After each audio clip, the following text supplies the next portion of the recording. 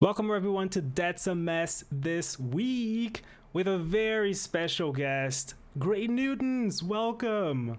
Hello, that's me. Welcome, Great Newtons. Thank you so much for being here, for accepting the Of course. invitation. Yeah, tell us a little bit about yourself for people that don't know you. First time. Sure, yeah. I am a very casual late night retro mostly streamer. Which is not really like a deliberate choice. It just kind of is how everything is kind of worked out. And yeah, I have a very regular schedule that I always stick to and never ever take breaks. I That's was a gonna lie. say, by you saying that, it seems like that's not the case. Yeah, no, I mean, bold there face is a lie. reason. Yeah, there is a reason for that. I think we'll get to it, right? There's I think a good reason. Oh, for sure. So today, I wanted us to start with some like gaming questions. So the first one Sure. being, how did you get into gaming? I think that's like a really nice start. So probably my earliest memory is of my dad's friend bringing over an NES. And I remember like picking up the controller and playing Super Mario Brothers and being like I must have been like 3 or 4 years old and just having like my mind blown by what I Yeah, was experiencing. And My parents ultimately kind of gave in when I was a little older, probably like 5 or 6, and bought I an see. NES. And Mario was basically my second father. Oh, so basically you grew up playing Mario. Yeah. It was he was yeah, my babysitter and second My father. babysitter is great. So basically, it's safe to assume then, because we do have the question later that like uh try to tell like, oh, are you a Nintendo kid? Because people usually ask that, right? Like, are you a Nintendo kid, Sega kid, Oh or yeah. things like that. So basically you're a Nintendo kid. Yeah, basically 100% of the way through. I eventually got a PlayStation, which was my first non-Nintendo console. Oh, Um, but yeah, I was a did you end Nintendo kid up like through and yeah, through. did you end up like with the NES, but then you said NES, right? And then you end Yep. up buying other Nintendo consoles, like, so you just like grew up with Yeah, like so every it was Nintendo yeah, console. like NES, Game Boy, Super Nintendo, Game Boy Color, Game Boy Advance, Nintendo Oh yeah, the DS, portables too. Nice. hmm So Nintendo basically, 64. yeah, what's your favorite game growing up Oh then? man, that's such a that's such a hard question. I think the Zelda series was probably the first one that I kind of Oh, like fell in love with and just would like play repeatedly every chance that I got. Um, but also Mega Man X might be like my most oh, played game, Mega like Man my as single most well. played game as a kid. Damn, it's And a really difficult game, right? I love the X Games. Actually, one of the first things I ever like started regularly streaming was I did a full run from like Mega Man X through to the end of the Mega Man Zero series. And some of them are a Oh. little rough, but I still love that series. It's like probably one of my favorite series. Yeah, I was gonna say don't log out of Discord right now, but I've never played Mega Man myself. Where's the disconnect button? But the No, no, and the I reason the reason being like I'm not good at those types of games, but I do see that they're really really good. Like there's a lot there. I've heard you say this before, and that's really interesting to me because like when we play, say, Destiny, I Yeah. am constantly made to feel inferior by your skill set in that game, and it's wild to me that I can be better at a series of games than you are. Oh, of course. I'm not even that good in Destiny. Come on. Well, I mean, I'm really not good. So And if I were to ask you your favorite game today, does it like did Zelda manage to continue being like that favorite game and hold that position, or right now like you do have another game that holds that Bre- spot? Breath of the Wild is near my top like all-time games. I was super impressed with Breath of the Wild. Interesting. Yeah. But it's if I had to pick like an actual favorite, it might be the Outer Wilds. Not to be confused with Outer Worlds. I the was gonna other say space Outer game that Worlds, came out that at one the that same you time. go, yeah, the one that Fallout one. No, of course not. Yeah, Outer Hmm. Wilds. Wow, that is an expected pick. Like I wasn't, because sometimes when you ask someone their favorite game, maybe it's something from uh their childhood or maybe not something some like so recent and things like that. But Outer Wilds, wow, that game is amazing. I mean, I that game to me is Hmm. also a 10. That game Yeah, is like perfect in every way. So yeah, everyone, if you haven't played that game, right, like please play do. Outer Are you Wilds. excited for the DLC? Like, Oh man, extremely. The Outer Wilds is like kind of a perfect game for me. I really, and this is something it shares, I think, in common with Breath of the Wild. I really love games where you don't necessarily get better like equipment or like better levels, but like you kind of yeah, improve yourself over the course of the game. mm-hmm.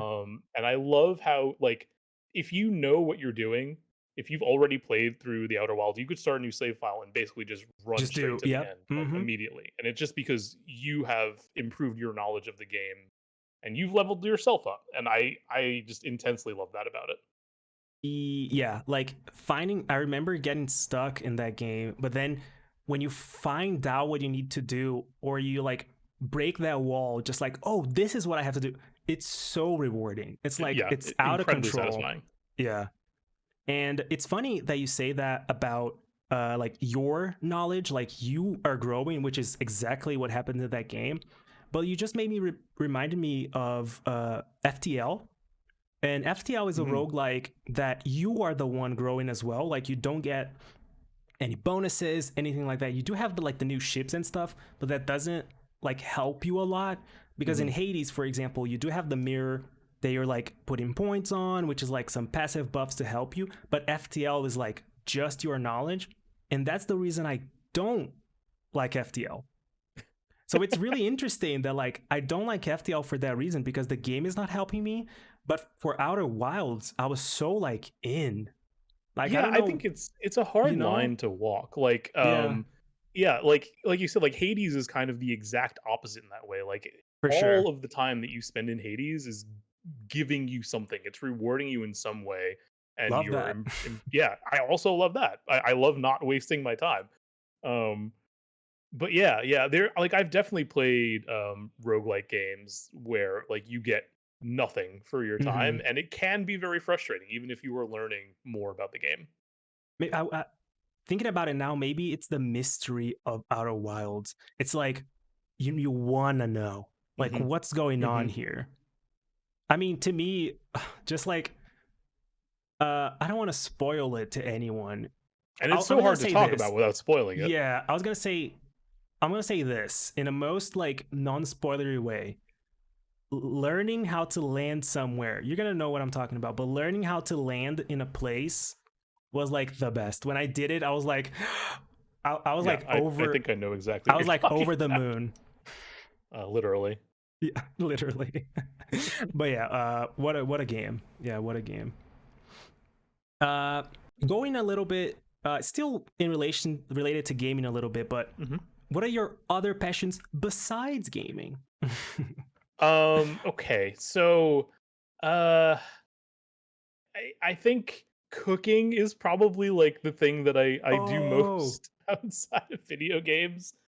Cooking, I like movies, which is, kind of like a really bog standard response, but I yeah, really but movies like are great though. yeah. I'm particularly attracted to like horror movies and like really weird, obscure movies.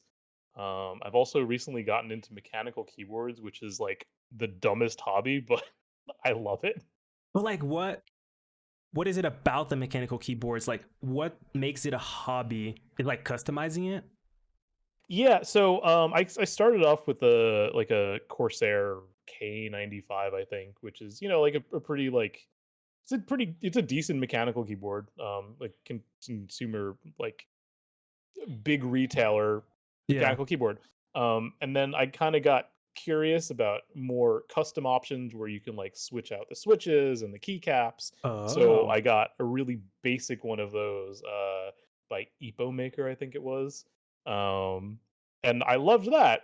And then I wanted to see like how much further I could go. And the one I'm using now is literally called the NK95 Entry Edition, but it's still like Oh, it's like so far beyond what I was using before. Like the switch response is like so smooth. It feels so nice typing on this thing, damn. Like, and are also they building it was fun. do they make a lot of noise? Because I had a mechanical keyboard before, a Razer one, and playing with that thing, it's like if I'm gonna type, everyone's gonna be like, "Oh yeah, messy stock typing right now," because it's like, "Da, da, da, da, da," and I'm like, "Jeez." They can be noisy. So there are three different types of switches. Essentially, you have the type the Razer uses most likely was a clicky switch, like probably like Hmm. a green or a blue switch, and that has like an extra point of actuation where there's like a sleeve inside of each switch that like literally like clicks down and bottoms out I at the bottom see. of the keyboard. And that can be a really satisfying sound. Like I really like the way that that sounds as you're typing on it. Actually, you can't really see this because my webcam is stupid, but I have a switch tester here that has like a bunch of different switches Oh, on it, and yeah. that's yeah. Yeah, we're Probably gonna also can't. I was gonna say we're Yeah. gonna talk about the webcam. I'm just still holding out the mystery for people because I Um. saw in chat the first thing people were like, "Whoa, we're talking to a cyborg! Like, what's going on?" Oh, I made the mistake of not pulling the chat up because I didn't want to get distracted. No, no, it's just So here on the side hi because I chat. I just have it in case something is wrong or something. Just like it's better just to have it in case something is happening. Uh, but yeah, like I love when someone tells me that their passion is cooking because that's awesome. Like I think cooking can be so neglected sometimes, but there's Mhm. so many things you can do. Like making a good meal is so rewarding, right? Yeah, I was fortunate to grow up in a household where my mom was like a pretty excellent cook. So that definitely instilled a love of cooking into Yeah, me. Um, and I don't know, it's just I mean I love eating, so that helps. I just want to make the food that I want to eat. Is the like do you like experimenting as well or do you like just following a recipe? What I usually do is when I decide that there's something I want to learn how to make, I will find a recipe by someone whose work I tend to like, and I will make that recipe exactly. And then I will kind of obsessively remake the same food, just kind of modifying it as I go along to figure Yeah, out exactly what I want to get out of it. nice. Ooh, that's awesome because yeah, you make it the first time you're like, "Okay, but I can like make this more spicy or I can add this other thing to like Yeah, yeah, that's exactly. awesome." Yeah, and after you do that enough times, you kind of like figure out what you can do to modify the dish to get exactly what you want out of it. Nice. I'll just add it to my bucket list. Visit you guys at some point just so I can have some really good food. I will make you almost anything you want. Damn, that's awesome. Going back uh to the games here, last week on the show, I always like to throw in a question here just to like kind of reiterate some of the topics we talked last week and get another perspective. So last week on the show, we talked about Game Pass Mhm. and how it might be like the future of gaming. Like if Sony, Nintendo, they're gonna like chase that as well. What are your thoughts about it? Do you think it's gonna be the future? I think Game Pass is an incredible value. Like Microsoft is doing some pretty amazing things with Game Pass, and I'm wondering how they're remaining profitable with it. But I mean, I don't care like because it's so Yeah. cool. But I don't think Game Pass is for me like right now at least with Oh, my interesting. work schedule because like I kind of end up just like playing like one game at a time for the most part. So I wouldn't really get a whole lot of benefit out of having just Hmm. like access to a big library that I'm paying for monthly. But I could definitely see it being something that I could get into, like if I had a more like balanced work life Yeah. schedule, or if the games that I wanted to play were consistently on Game Pass. Being streaming now and then playing some games that like just released and stuff, it's been really nice because like for example, Humankind, I bought it on Steam recently, and then on the day Humankind came out, I just see it on Game Pass and I'm like, and I oop. I just went to Steam like, please refund my game, thank you very much, because I need this money back. So it's like it's great value, but as you said before, I don't think Microsoft is like. There's no way they're making money out of it. You know what I mean? Like Hmm. just a little bit maybe, but it seems to be a like they're doing this maybe to draw attention to them in Yeah, a it way. definitely feels like it's more of a tool to like bring people on to the Microsoft and Xbox platform. It definitely worked for me. Like I've never had anything Microsoft like Xbox related, and now I'm like here simping for Game Pass, just like, oh, this thing is so good. Like, yeah. Yeah, it's working. For sure. Although, would you say that like Sony, like let's say just Sony, Nintendo doesn't play the game, unfortunately, but No, no. let's say, do you think Sony would be just like waiting it out in a way, just like, let's just sit here and wait if how long Microsoft can let this thing run without they like until they go like bankrupt. Of course they're not going to go bankrupt, but just like until they change it. But I feel like maybe at some point if Microsoft really like lays down the ground and then they're like, yeah, we're going to continue doing this, I think then Sony could be like, oh, we need to jump in. Maybe they're just in a waiting phase.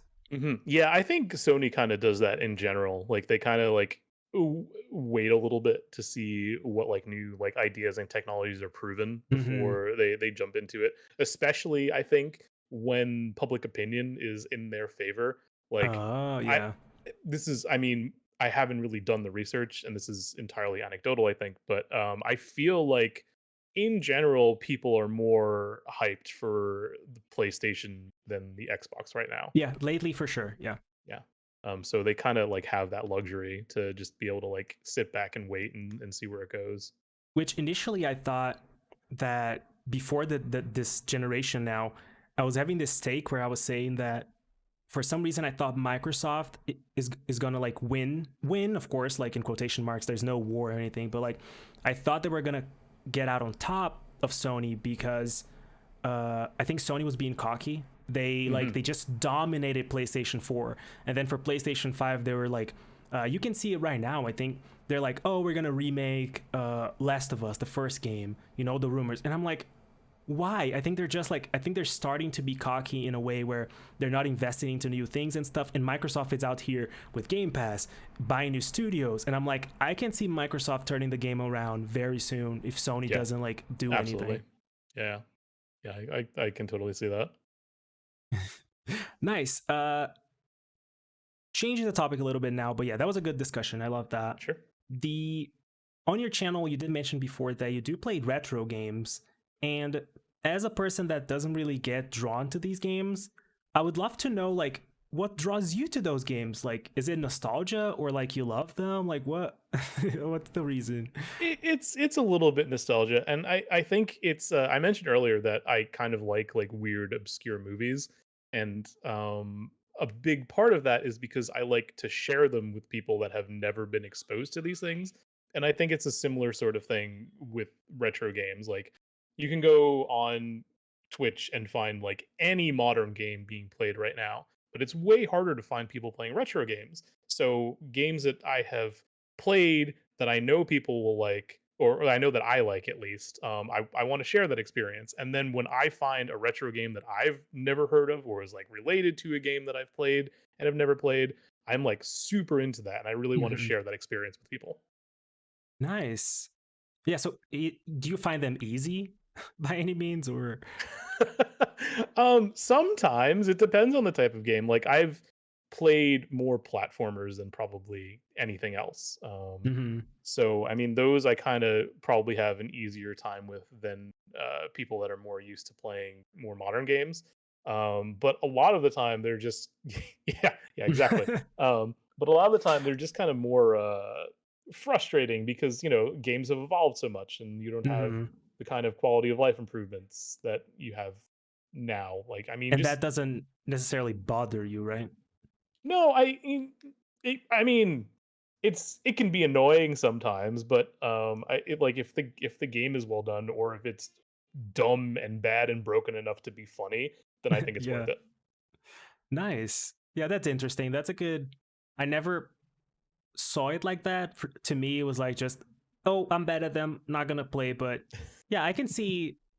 you just need to have like that mindset of like, I mean, this game was made in a different time, so like it's Hmm. just you gotta know what you're going in for, right? Yeah, yeah, 100%, 100%.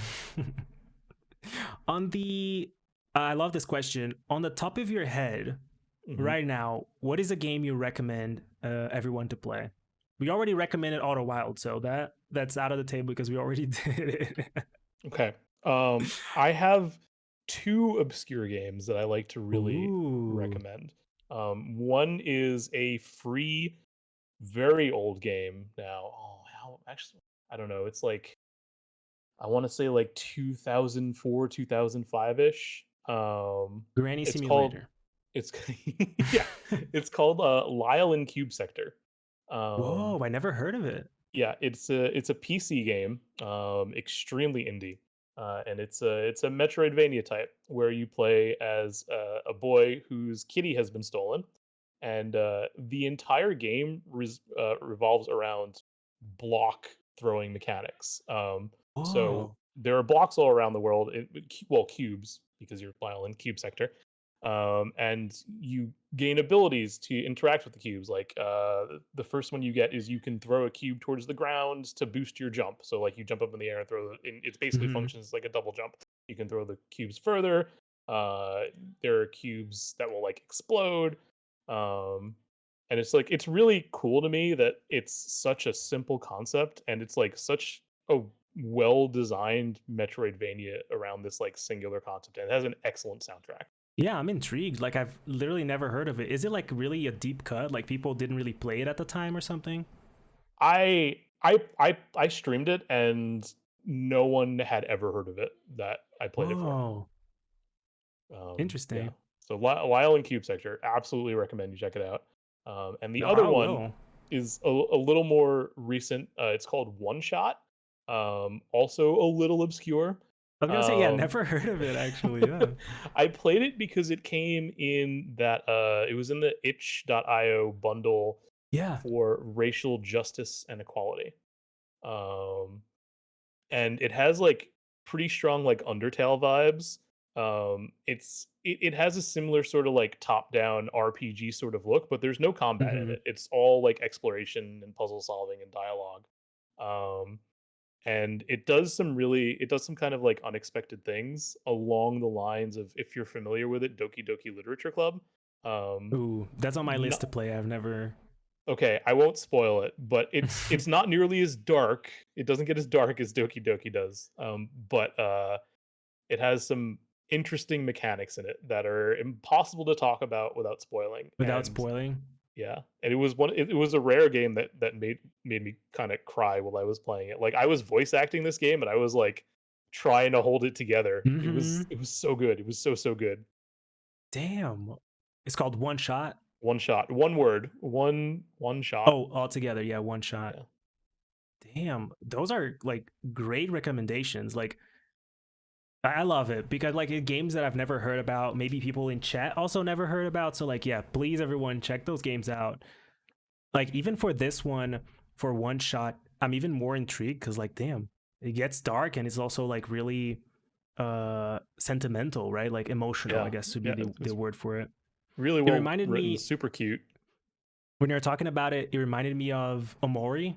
I didn't play Omori, Yeah, but I also haven't played Amori. The artist for One Shot, I don't know if they're a big fan of Amori or if they actually had something to do with the art for it, but like they post about Amori a lot on their Twitter.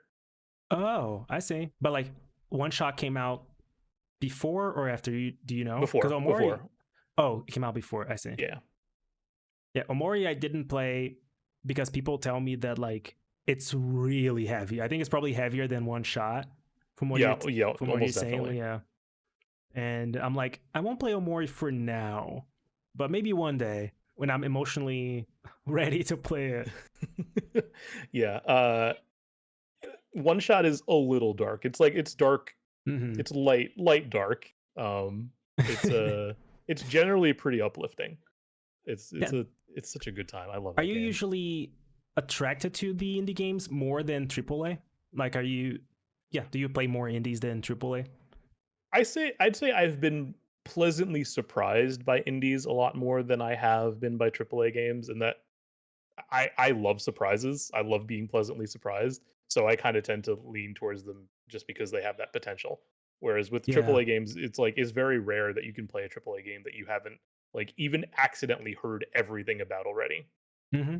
Yeah, one of the questions, I think it was last week actually, like one of the questions that I had for the other segment was exactly that, talking about how the indies are being more creative. If like Mhm.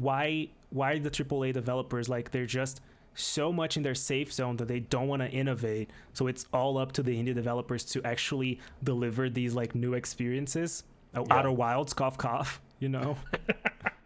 Yeah, I love Annapurna. They're such a great publisher. Yeah, all the games they publish, even like Stray, for example, right? Like the one you're playing as a Mhm. cat that's coming out Yeah, yeah, next that looks year. great. Yeah, all these games that just like uh get us off guard. You know what I want to say? Just like you're like, oh, I'm not expecting this. Like I'm playing as a cat, or like the sun is exploding. Like what's going on? Yeah, yeah, yeah, exactly. I actually I have a I maintain like a list on my phone of games I've played that like have like really like stuck with me that I like just keep thinking about. And I find it's usually I think they're all indie games. It's all just stuff that like were kind of came out of nowhere for me and I just could not stop thinking about for one reason or another after I finished playing them. Yeah, I mean, yeah, it all comes down to this where they are being creative, right? Because like, can you imagine you writing on that list Assassin's Creed? Like, oh, Assassin's Creed really touched me. It's like it's not gonna, you know, like these I'm sure companies that are. person exists that feels like that about Assassin's Creed. It's Yeah, definitely not me probably though. actually. Yeah, yeah. I mean, I can see when I mean that game is not going for it, but I guess something like The Last of Us or Mhm. even Ghost of Tsushima could make it on that list. Like there's some really touching moments on Yeah, those for games. sure. Yeah, yeah. Yeah, but I agree that like indie games definitely get that more, like get it out of you, like that those emotions more than regular games. Yeah. I think, Mass Effect 3 kind of made me feel that way. Oh yeah, Um, I mean, the end of it was kind of pretty controversial, but, it really stuck with me. I found myself thinking about the end of Mass Effect 3 for, like, weeks after playing it, and I kinda I hated it when I finished it, but I kinda it kinda grew on me over time. nice. Yeah, I peaked chat right now, and we have some Assassin's Creed defenders. Brotherhood was great. Assassin's Creed Yeah, Brotherhood is, like, when the I said ideal that, Assassin's Creed game. for sure. When I said that, I had like Valhalla in mind. I had like the later games. But yeah, the Assassin's Creed like 2, Brotherhood, like that era, Ezio Auditore, like that was where it was at. Like that was really good. Yeah, Ezio is friggin' classic Assassin's Creed. Yeah, yeah, that was really good. Uh yeah, let's go to some streaming questions now. For everyone. Yeah, Great News is a streamer as we mentioned before. And yeah, how did you decide to start streaming? So I started about 3 years ago, and it was initially my first game was Uncharted, and I was streaming it off of a PS4, and it was literally just to share the gameplay with friends that wanted to see it, or I had a couple of friends that were really into the Uncharted series, and I never finished it, so I was like, okay, well I'll play through it so you can see me play it. And that was kind of the beginning of it. But then a couple of years ago, um, I'd say it's mostly due to Metroid Crime, who is my partner. She got heavy into streaming. She does it full Shout time out. now. Yeah, shout out Um, Crime. shout out to Metroid Crime, who's currently finishing up. What was she Sonic playing Adventure today? Sonic 2. Adventure. Oh yeah, Sonic Adventure 2. She was doing crowd control, which is bananas. Um, but yeah, she started streaming regularly, and I kind of started becoming part of the community. So I just kind of picked it up again, and the first thing I did was playing through all of the post Symphony of the Night Castlevanias. Actually, I might have played Symphony Damn. of the Night too, and then I I did think I saw a Symphony of the Night on your list, yeah, of games played, yeah. yeah, yeah, okay, yeah. So I did. I couldn't even remember if I did it. And then after that, I played all of the Mega Man X and Zero games, and that Starting was out my with the last games you full like. series. Yeah. Yeah, yeah. Yeah, yeah, games I like that are kinda retro, that I wanted to share. Yeah. Another question, that I guess we can get into now that people are curious. Were you a cyborg since the start? Did you evolve into not even a cyborg, but like with this filter, this like filter and stuff? I love it, by the way. It's great. Thank you. I first started with no webcam at all. My Oh. first streams are like just like full screen game, no Hmm. overlays, no camera, nothing. Because I kind of just wanted to make the gameplay stand out. And then I eventually kind of added like a little webcam in the corner where I was like trapped in a TV. And then I kind of I just I wanted to find kind of a happy medium between the two things, 'cause I wanted to give the games more presence, but I Yeah, don't have a green screen set up, so I wanted to find a way to, like, stick my face over it without having, like, an enormous rectangle for covering part sure. of the game, and this is kinda what I came up with while I was messing around with the options available to me in OBS. It worked out great. Let me tell I love you. it. This is Yeah. one of my favorite things on stream now. And it works perfectly. Like you can see the game and you see you in the corner there, but as you said, like it's not covering the game or anything like that. Mhm. And it became kind of a brand now, right? Something different that you do. Yeah, yeah. I mean, like, I haven't so by trade, I'm a designer and I've done a lot of like professional video editing work as well. So I kind of like by default like put some effort into it, but like I don't know, I haven't put like a whole ton of thought into my branding or anything. It just kind of evolved naturally over time based on my weird trash aesthetic. And I'm really happy with the place that it's in now. Oh no, it's great. Come on. And as a segue, how is it going today? How is the stream going after been streaming for a long time? Like how is it? Good. I finished last night, probably my last stream for a little bit because I'm about to start a new job on Monday, which I'm not clear on what my working hours are going to be like. So I'm taking a Hmm. week off and I'm going to kind of reassess. But this the job I'm working on, it lasts until like late October, early November. So I probably Yeah. won't be streaming like super regularly again until then. But it's been really good lately. I had like the last like 3 weeks off from work, and I've been streaming regularly. It's nice when I can actually maintain a solid schedule for of like Yeah. more than 1 day a week and stick to it. But that's that's gonna disappear for a little bit. When you're getting in the rhythm, it's like, oh, I need to go back to work, and then and then the Yeah, schedule. yeah, and it's kind of nice that I have those forced breaks. Like I'll never burn out because of it. Yeah, that's interesting for sure. I said been streaming for a long time, but do you know exactly how long you've been streaming for? I think I just Um, assumed it was a long time. I about 3 years in total. Like, that's when I started, like, Oh, nice. the, Yeah. Uncharted run was about 3 years ago. I only know this because I looked it up yesterday to figure out how long Ah. it's been, and my oldest clip says 3 years ago. So I don't have an exact date, just whatever Twitch Yeah. evaluates as 3 That's years ago. yeah. That's awesome.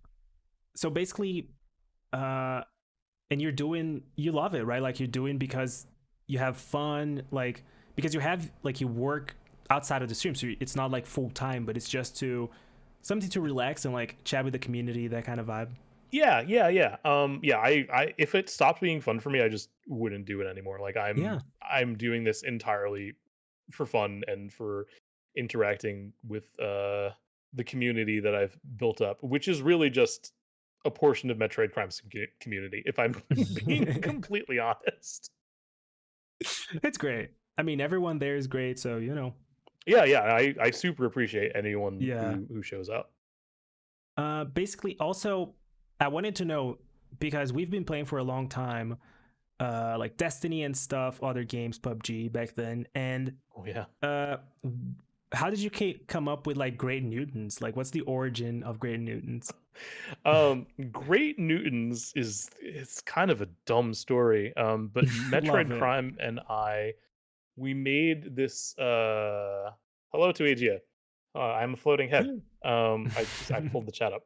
Oh, Um it's all right. we made this kind of like uh Twitter generative tweet thing where we just fed it a whole bunch of tweets and it would just generate random tweets like based on what we had fed it, like a Yeah. very like basic like deep learning AI. And one of the tweets that it made was "great newtons" with an exclamation mark at the end, and it really stuck with me. I'm like, that is an amazing exclamation, and I'm going to use it. So that that's pretty much it. That's the beginning and end of it. I wouldn't say that's a dumb story. Like I love it. That's really cool. Just like the the AI gods decided to like bestow upon you great newtons just like out of nowhere. Yep, it's true. It's true. I mean, like it's only dumb because it's like kind of like meaningless, but I do love where it came from. And it's great too. Like it's not like a it's not like a weird word or anything like that. It's just like great newtons. It's nice. It's like it could definitely have another origin. You know what I mean? Yeah, yeah, yeah. Yeah, I can't share this bot because it ultimately ended up generating some problematic content that should Oh, not I can ever be seen imagine. by As you anyone. said that, yeah. But I'm very happy with Great Newtons, which I had imagined at the time being exclaimed by like a Doc Brown sort of character, like his Great Scott, like Great Hmm. Newtons. Yeah. I love it. And I don't know if everyone, there's probably people in chat that are familiar with your stream. And for everyone that's not familiar with it, I would obviously recommend everyone following for when you stream. And there are some gifs in there, gifs, whatever you want to call it. I There's prefer some gifts. gifs. Yeah, me too. There were some gifs there. So basically, when I joined last time, you were like having put in another GIF up. Apparently, someone maybe like send you the GIF or something like that. Like, what's the story behind these GIFs on screen? Because every time there's like this lady running with like big boobs, and I'm like, what's the story about this big boob lady? That's Lara Croft. And that is a Oh, frequently requested gift buddy for reasons I can't possibly understand. yeah. Um, I can't quite point my finger on it as well. um, gift buddies came from there is an annual cancer fundraiser that I am part of. I have traditionally run the tech side of it, dealing with like the actual like streaming portion of it. We stream it on Twitch. It is called the Katanathon, and we play. Well, I say we, but I'm never actually on camera. They play Settlers of Catan, or just Catan now, a board game. Um, and it kind of works like the way Desert Bus for Hope works, where as people donate money, the amount of time remaining in the stream increases. Yeah. Um, and I think it was 2, maybe 3 years ago. Uh, I was sitting there, like getting kind of close to the end of the stream, and energy levels were kind of going down, and I decided to add some spice to the stream by adding some little buddies. Like I'd place like a pet next to the players just to kind of sit there and add a little something Hmm. to the stream. And those became gift buddies. And then I was like, I want to add that to my own stream. I ruined everything. Tweety is also a part of the Katanathon. Yes, I was gonna say like when I interviewed Taweja, she mentioned it, and like it's such a nice stream. It's for a good cause. Like everyone should definitely check it out. It's great. Yeah. So basically, you just came up with it during the stream, and then you brought it to your channel as well. Yep, yeah, that's pretty much it. Metroid Crime, also a big part of the Katanathon. Oh yeah, Yeah, yeah, they both 3G and Metroid Crime are core players. They will this year as well be yeah. I was gonna appearing say on camera, torturing themselves as for a 24 hours. tease, Taweja mentioned some maybe other like new people are gonna show up, like some new partnerships. So yeah, things are looking good. I know it's Mhm. gonna be awesome, Yeah, I'm excited. It's always like really anxiety inducing, like the month leading up to it, where I'm like, oh my god, everything's going to go wrong. There's so much work to do. and you're But doing then like tag. Yeah, the day of, like, it's so much fun. It's so worth it. It's like I can every year is imagine. just like it's like the best day of the year for me. Yeah, like and Catan. itself, like the game, is so much fun as well, and being having chat interacting with it, like people making right, like people eat spicy things and changing the Mm-hmm. thief's Mm-hmm. name. It's like it's perfect. Yeah, yeah. We have a bunch of punishments that you can donate to have executed. Yeah, like eating spicy things or tying two players' hands together, which isn't something that we're doing Whoa. currently because we're doing it remote. Oh Thank you, yeah. thanks to Hmm. the Yeah. pandemic. But yeah, we have some fun stuff. So basically, someone that joins your channel gets some channel points, and then they can suggest a gift buddy. That's how On it. yeah, yeah, on my just to make the distinction for my channel, yeah, it is with channel points that you redeem it. If Awesome. we're Yeah. talking about the Katanathon, that is real money because they're looking for Wait. So donations. every time you start the stream, Lara Croft is not there, and then Correct. someone just Yep, yep. Yep. and then someone just joins like, let's get Lara Croft in here. It's about time. Yeah, and it's usually just something like "lewd gift, please," and Hmm. there she is. She's back.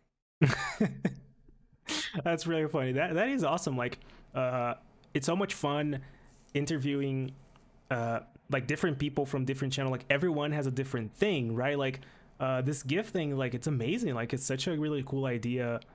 It's awesome. Yeah, really Yeah, good I'm really glad interaction. Twitch introduced channel points to be able to do things like that, like so Oh that you can offer that kind of interaction and value with the community without having to like ask them for money. yeah, my I love channel points as well. Like my favorite is even the prediction thing, because being able Hmm. to bet on something, I'm like, oh, this is the best. Yeah, I also sometimes just like I love interacting with channel points, so I'll just throw up like stupid predictions sometimes. Like, Hmm. do you want channel points? Was a prediction that I put up once. I definitely need to use it more because I love it, but then like during the stream you end up like forgetting to throw like a prediction or something, but it's yeah, those interactions are really really good. Hmm. uh Switching a little bit now from streaming and focusing more on your life, you did mention that you did mention that you work, that you're gonna work now, like you had this 3 weeks of like being off work, and then you're gonna go back. Maybe that's gonna affect your schedule. So what is it that you do besides streaming?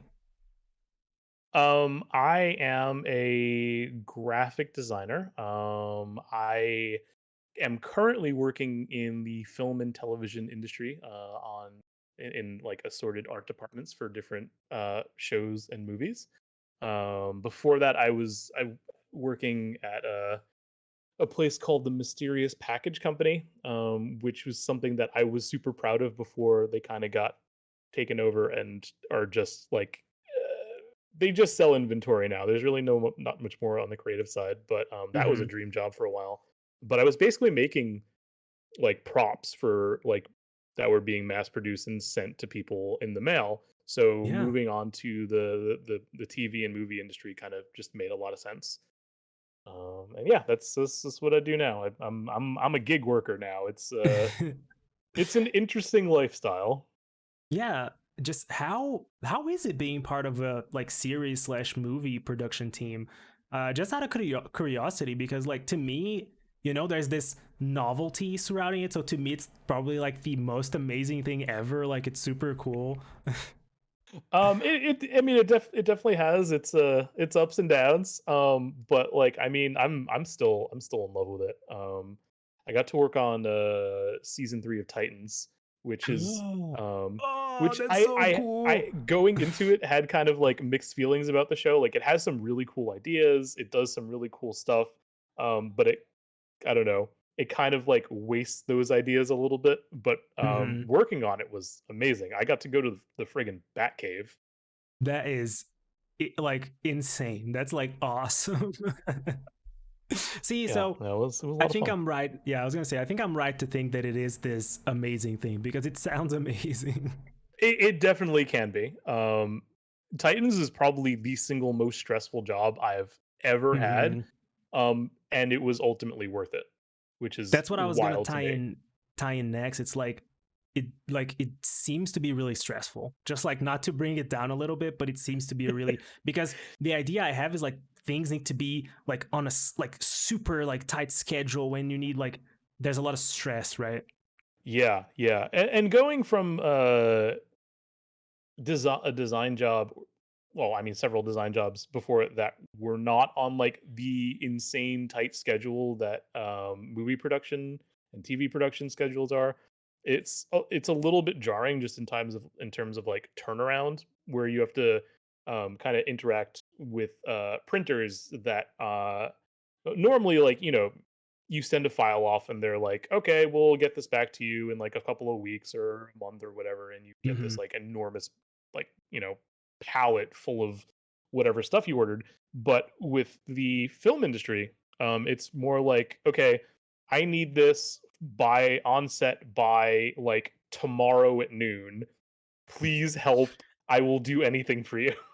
I And you see. kind of develop these weird like dependent relationships with print houses. Mm-hmm. Um, but they know it's coming because like we work with specific vendors that like mostly Yeah. do film stuff.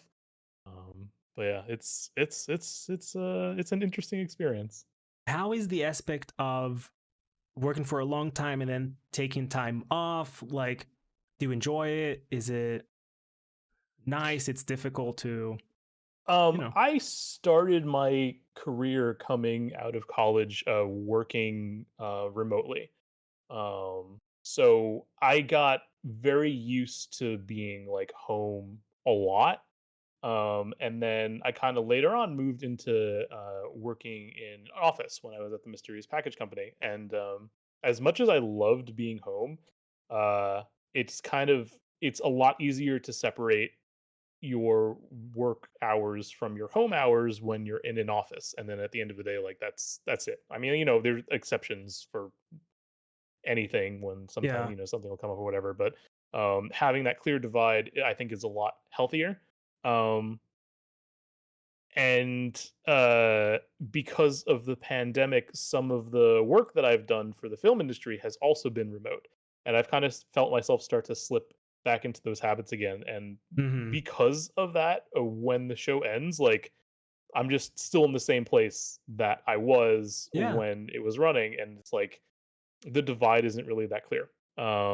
So it can be a little tough to like shake it off, but then once that happens, it's so nice. It's so nice having all that time off to yourself. Like I've gotten to play more video games. I'm playing through 13 Sentinels because I've had all this time off. Excuse And me, 13 oh my god, Sentinels. it's so good. It's so good. Yeah, I've preached people on this game before, right? Where where are you exactly without spoiling it, but like the percentage you do you remember? I think my story percentage is like Oh, 58% right nice. now. Yeah. I like how the game Yeah. separates like the story with the combat, so you can like, oh, you're gonna do some combat right now, you can do it. Of course, it's gonna gate you sometimes, but it's still. I thought the flow of the game was so good. Yeah, I'm kind of just starting to get to the point now where like I have to do combat in order to progress the story. Oh, I I see. was I was doing like mostly like a little bit of combat just to get ahead, and then like tons and tons of story. But I think it's a better balance now that I've gotten to the Oh, point where, the yeah. combat definitely grew on me for that game. Initially, you're like, oh, okay, like this is different because you're so like invested in the story. But then at the end, I was like, hell yeah, like I love the combat. Yeah, I it started seeing the ramps up pretty strategy. quickly. Like it Oh starts yeah. out like really, really easy. I was like, Hmm. okay, this is just a means to get more story. But yeah, it gets more fun as it gets more challenging. For sure. But yeah, that story to me, I would love to get your take on it when you're done. But like that story to me is like the best sci-fi story ever told in any medium. Like I really think that like the what they achieved with that game and the way the story's told too could only be done through a game setting as well. It's really good to me. That game, 10 out of 10. That game is a 10 to me as well. Like the game is super good. Yeah, I have a feeling it's going to end up on my list of games that I keep thinking about for weeks afterwards. Probably. the oh, I was gonna say, I think like the game itself, like it's there's a problem not with the game, but like with it being only on PS4. I think that is a downside that a lot of people can't really play it because of Hmm. that. Yeah, it So makes I it hope, less accessible for sure. yeah, I don't know if they will release it like some places. I've never done the research to see if the Vanillaware games are released like on PC or something. It might They've be a only game that just released on Sony hardware. like Everything Vanillaware's like ever in made. damn. Yeah, so basically everyone like buy a PS4 and play that game. I mean, it's worth Yeah, it. It's really it's worth worth it. it. It's really really good. Yeah. It, it's PS5 is retro compatible, right? Yeah, I'm If playing it on someone a has the, PS5. yeah, I was gonna say if you have the disc, it's just yeah, good stuff. Yeah, highly recommend it for sure. Uh, Other topic that I wanted to get into is I saw on your channel description too that you do some. You said you're a graphic designer too, and like you do some art, right? Some commissions, Twitch I do emotes. do it in like I don't really like heavily advertise it because um my availability is kind of all over the place. Like when I'm not working on a show and I have a lot of time, then it's amazing that I could get some like extra supplemental income. And I love doing commissions like in Mm-hmm. general. Like it's a Like a much challenge. yeah, it can be a challenge to deliver something that someone is happy with, but also like I don't have like the intense like crazy stressful hello ignorant spoon deadline environment that I'm dealing with normally at my job. And it's kind of nice that I can just, I'm working to make something for someone else, but it's also if we've gotten to that point, it's because you like my artwork and you want something that's in Yeah, my style. So like it's kind of nice to just be able to like make what I want to make. yeah. Spoon got some of those emotes in chat. I love it. Yeah, yeah, I made those. So yeah, it's pretty Uh fun. Like you like make these emotes, but basically only if you have free time. Like you don't tend to just like you're not like commissions open. It's like it's really rare for you to take those. yeah, like I don't ever really officially like close my commissions, but sometimes someone will Oh yeah, contact me and I'll be like, now is not really a great time, but let's talk about it anyway. And like yeah. I feel like a lot of the time like people aren't necessarily in a super rush to get it done, so Mm-hmm. waiting until I'm done or at least until I can like take a lot of time over the course of a few weeks to put it Mm-hmm. together tends to be okay. That's awesome. Yeah, I mean, everyone watching right now, if you ever want to commission something, I mean, talk to Talk Great to me. Newtons for sure. Yeah. Make us some uh, art. One question that I love to ask because I am like I have a passion for music. I just like my whole day is basically like if I'm washing the dishes, if I'm doing like something like tomorrow, for example, I'm gonna have to clean the apartment here. It's my week, and basically I'll just have music. Like I'm listening to music, like whatever I'm doing, I'm listening to music. So I love asking the guest, like, what have you been listening to lately? My music tastes are kind of all over the place. I'm kind of picky about what I like, but like it's not really Oh. limited by genre. Mm-hmm. I guess I kind of tend to lean towards like punk and indie and electronic, but I listen to everything. I'd say I recently picked up an album that came out. I think it was last year that I loved, and I started listening to it again recently. It's by Glass Beach, and it's called the first Ooh. Glass Beach album. And it's kind of like a like indie punk mixed with show tunes. It's Oh. a it's a really interesting album. It's kind of like genre bending, which I appreciate.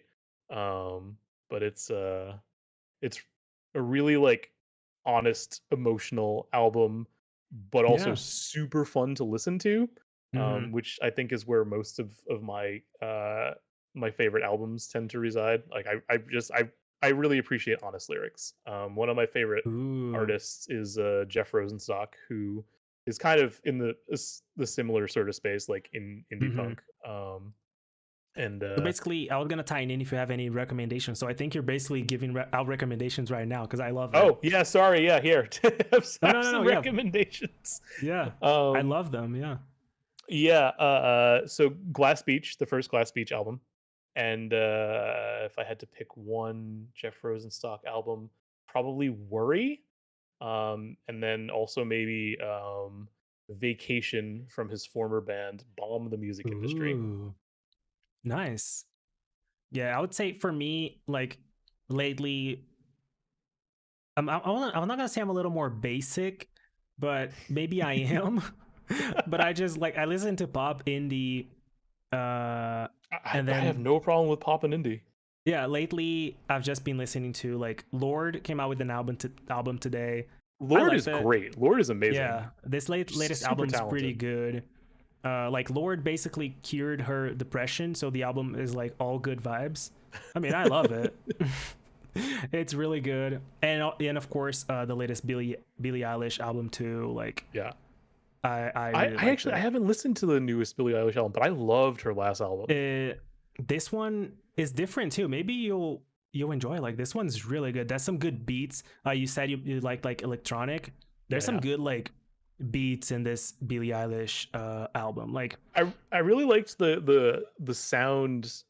She had like a really specific sound on her last album that I would describe as like a party happening next door, where it was kind of like oh subdued bassy sound that I loved. I loved the way that album sounded. yeah, yeah. For this album, I would say that not a lot of the tracks, but most of them. You know when I love when musics do this, but like the music starts in a way, for example, Happier Than Ever. Hey everyone, Happier Than Ever. It's called, like, the album's called Happier Than Ever. There's a song that's also called that. It starts like super like slow, and then by like the midpoint it's just like there's a 180, and it just becomes like this super like heavy hitting song, just like different with like guitars and everything. You're like, whoa, what's happening here? Like most of the songs have this like unexpected in the middle of them. I love it. It's really, really good. That is one of my favorite things in music, and all three of the albums I recommended do that. Ooh, you might. Okay, definitely. If you're gonna like at least listen to one of the Billie Eilish songs, go for Happier Than Ever, because it's really good. The whole album it's really good, but that I'm one, going to listen to the whole album. it's yeah, I love it. Welcome in everyone. We're basically done with the interview section that I love. Like it's really fun to like get to know you, because like of course we play Destiny, we play other games, and it's like, but we never had a conversation where we talk about like what we like to play, and like that, those kinds of things, and about Yeah, life it's usually too. just like whatever dumb shit comes up Yeah, in the middle of the exactly. game. And yeah, I'm so happy that we talked about Yeah, this is great. the movie production too, because like you've mentioned it before, and I was always so like, my eyes shining, just like, wow, that must be so cool. So I'm glad we got into that too, because I think that's awesome. Yeah. Yeah, me too. Me Everyone, too. yeah, for this next segment, uh it's a really cool segment, everyone. We're going to talk about some gaming news. And last week people asked me that to be able to introduce the show a little better, I should have some lore about this segment. Ooh. So I'm gonna be transparent here. I'm gonna be honest. I forgot to write it down, so I'm just gonna wing it. I'm gonna wing like a little bit of lore. So I have it in my head. I just didn't write it down. So here we go with the lore for this segment this week. Of course, I'm not gonna give it out uh, all at once, Okay, but of course, slow drip. yeah, the year is 20XX. Ooh, The that's a Mega Man year. corporations, yeah, the corporations control the planet and all the other like, I don't want to say galaxies, like, what is the word when a planet, see, I should have written these colonies. I got it. Control the planet and all the other colonies. One billionaire, a head of a corporation, decides that there is a very business model that should be used all across the universe. And by setting that and telling that everyone should use that business model, the whole world starts following it. And some people think it's a little monotonous. Some people like it, some people don't, because like everywhere you go, any business, a restaurant, be it like a store, everyone's using this model. And then people that don't like it, there's a spark in their heart. The resistance Oh yeah. exists. Fuck you, Jeff Bezos. That's basically it for now. We're gonna have a little bit of lore after the segment as well. Just like to put that. So that's basically where we are, everyone. The resistance lives, but today, Great Newtons is out in one of those colonies, out in space, and you have some engrams to decrypt, Great Newtons, Oh and man. you're walking up to the cryptarch, and you have three engrams, and then the cryptar looked at those engrams, and he tells you, "Look, I'll decrypt all three of them. One of them is really sweet. One of them, I would say, is like the meat. There's something good in here, and the other one is the spice." So you can clearly tell that this cryptarch is using the business set out by the mega corporation. You do have to pick all three, but you can choose the order in which the cryptarch is going to decrypt those for you. So which one do you want first? I would love the spice for my appetizer. Oh, the spice engram. Uh, I was gonna We're say, gonna we're gonna do this like a meal. yeah. the the to follow the cryptarch, it should be like, oh, it's a normal item. It's a rare. Congratulations. But Is this? Did he basic, just drop a blue for me? yeah, it's a blue. Ugh. the So basically, the topic for this week's spice is: this past weekend, the Pokemon Company unveiled a presentation that talked about Brilliant Diamond and Shining Pearl, and also Pokemon Legends Arceus. I think it's spelled like Arceus. I don't know, Mhm. Arceus, something like that. You know what I'm talking about. And I know what the word looks like, and I don't know how to pronounce it. Yeah, exactly. A lot of memes and criticism popped up online because the game doesn't seem to have good graphics and performance. Some of those memes were in regards to like some trees, because the game doesn't have a lot of trees, for example, and people were posting pictures showing a game from 2015 with a lot of trees, while Legends only have a few, and like the open world seems really bare bones. I've seen reactions of people saying, uh, well, it looks bad, but I'll buy it anyway. Like I've seen people say that. So my question for today is this really the open world Pokemon that fans have been waiting for? And here's where the spice comes, because I actually when I wrote this, I was laughing because I did write this. Should Pokemon fans have some self-respect? I feel like that's asking a lot of perennial Pokemon fans. Um, Incidentally, Pearl is like one of the last Pokemon games that I actually played all the way through. Um, so I my love affair with Pokemon is very intermittent. Like every once in a while, I'll decide to pick another one up and play it. Mhm. It's been a while, but I am kind of weirdly by coincidence a little familiar with Pearl. I don't know what I haven't looked into Oh no, I was gonna what say the whole thing. Uh, Maybe I forgot to make it appearance, but like this is all about the lead legend Arceus, because mhm. that's the open world game. Brilliant Diamond and Shining Pearl. It's a really ugly remake of the game. I said it. It's ugly. Yeah, and I'm assuming there's like not really much difference in the remake. But yeah, no, I'm Yeah. I'm not really familiar with Legend of Arceus like at all. So basically, let me catch you up to speed then. It's basically what they're Yeah, give me. saying. Yeah, it's like an open world Pokemon. So basically, you'd be like, whoa, this is what we've been waiting for. And the premise they have is like, it's all the way in the past where they were just inventing Pokeballs and stuff, like that kind Ooh, of vibe. But then, Pokemon like, Origins. but then when they first showed the game last year, literally, this is like, it's not a joke. One of the Pokemons in the trailer, it was like a PowerPoint presentation. It was like this, and then this, and then this. It was like bad. It was really bad. That's I almost fitting for Pokemon though, because like it when you get to the end game, it like just becomes like an exercise in maintaining a spreadsheet when you try to like get like your EV levels and your shinies and For everything. sure. So The PowerPoint presentation almost fits. So like the frame rate did get better. Like I watched the trailer, the frame rate is better, but do you think basically when I say Pokemon fans should have some self-respect, I guess it comes down to Game Freak.